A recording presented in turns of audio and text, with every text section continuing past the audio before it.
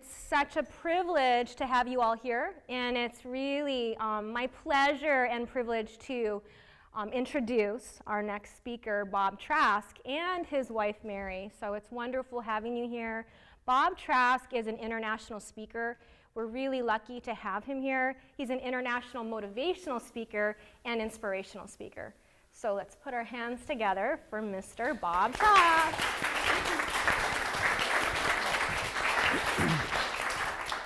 Thank you.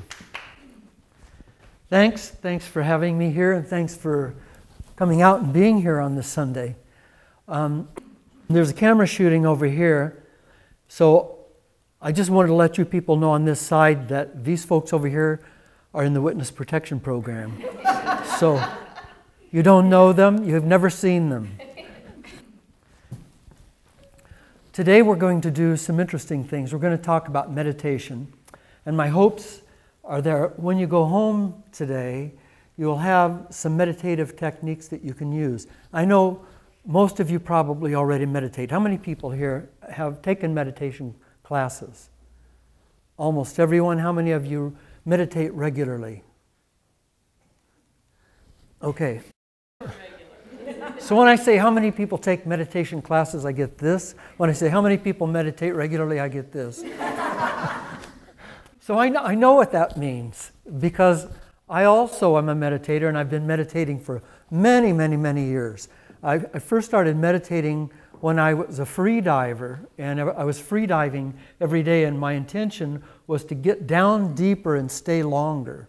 And when I got down to 60 feet in fairly cold water, which you can get down farther in warm water and stay down longer.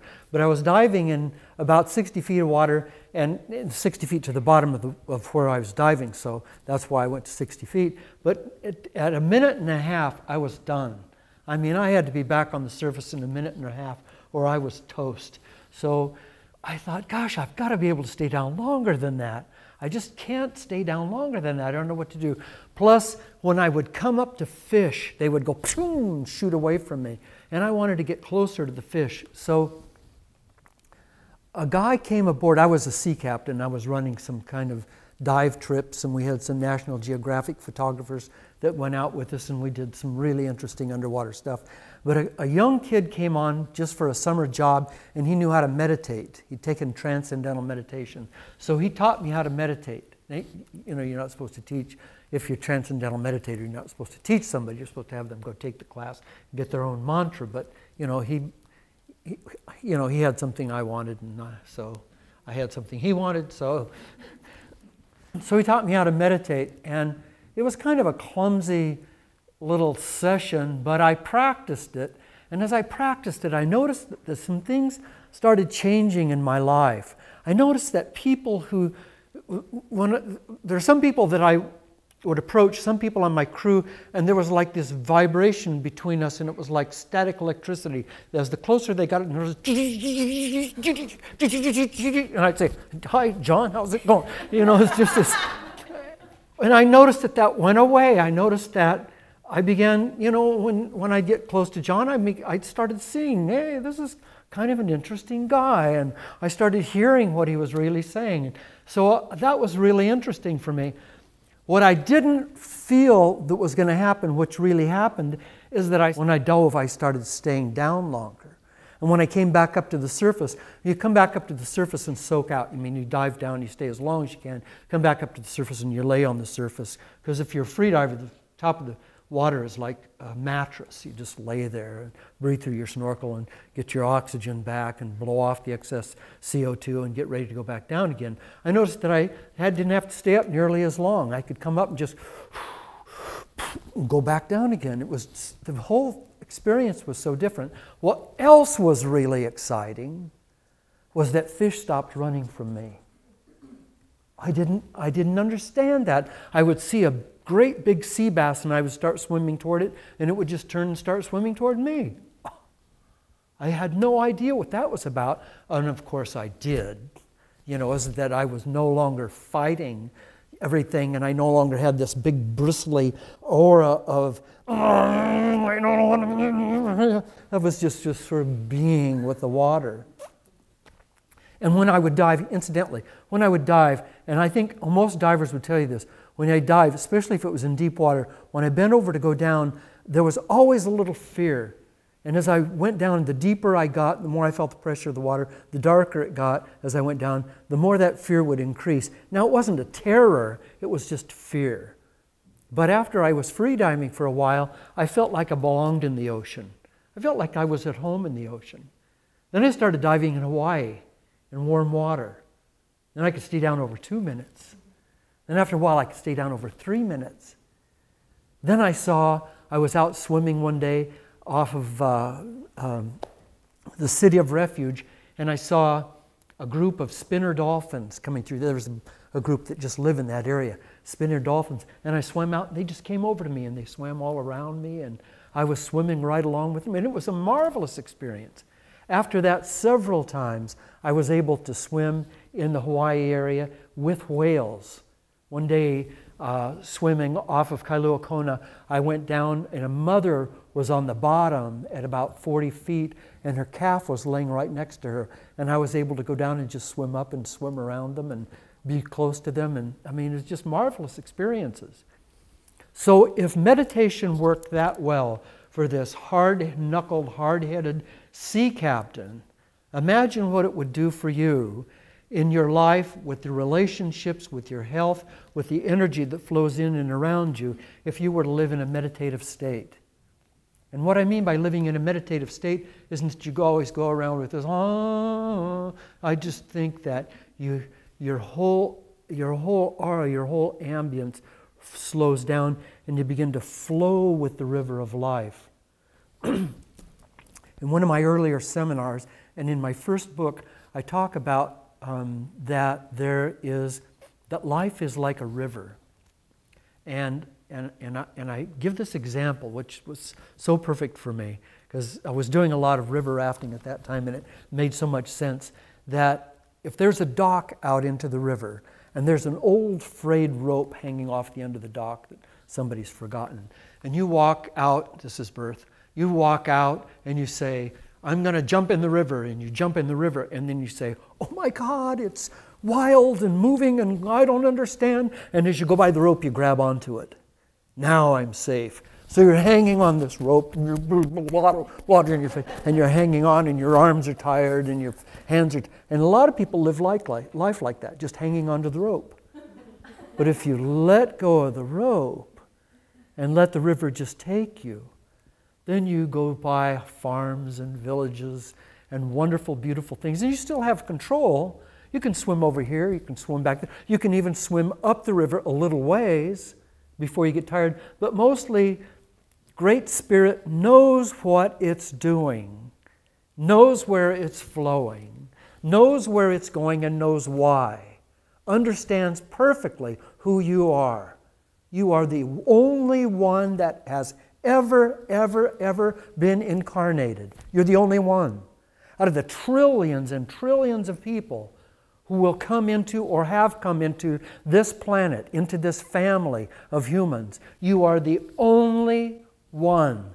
No other one has ever had or will ever have your thumbprint, your voice print, your iris print, the neuronal pattern of your brain, your voice print. No other one. You're the only one. Because your soul, that's who I'm talking to, incidentally, is soul.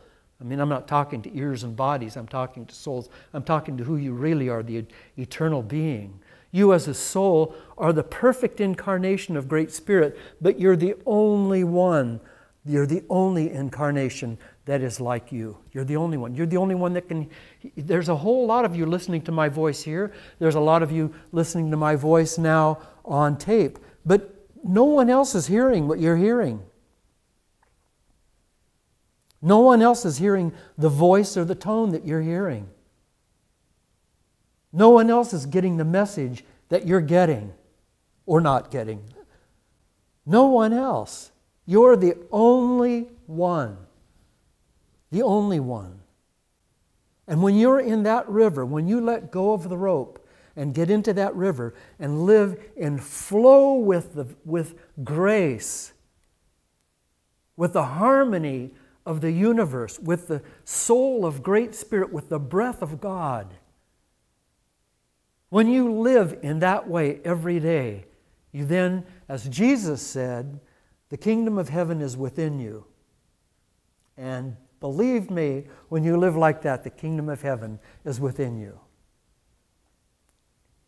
Now today we're going to talk a little bit about meditation, but we're also going to talk about Afghanistan and the wars that are going on there, and the people that are dying there, the people that are dying in Iraq.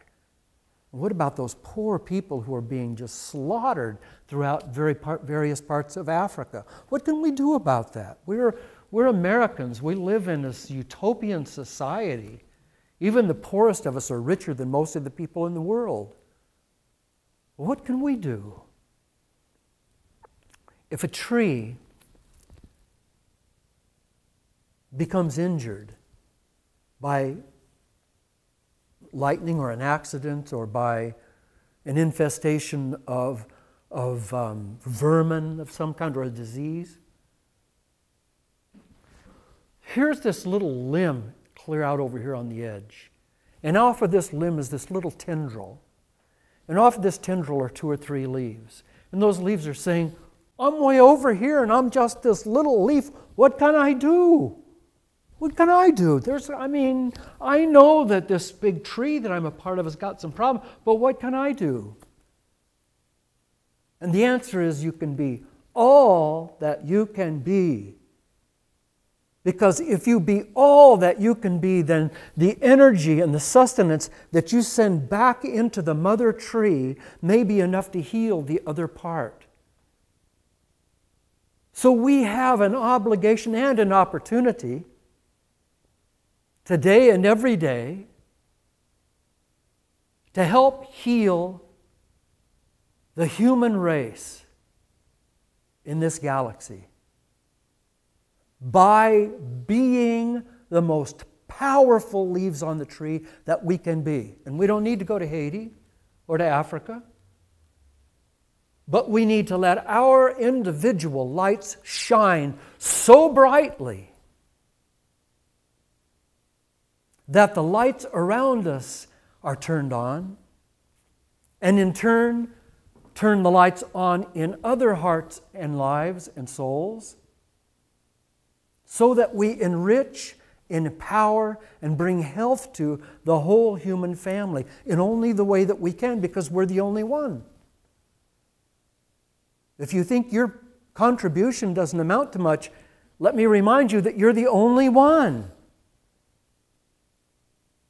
Maybe you take a variety of vitamins every day. You take C and D and E and, but, you're the C.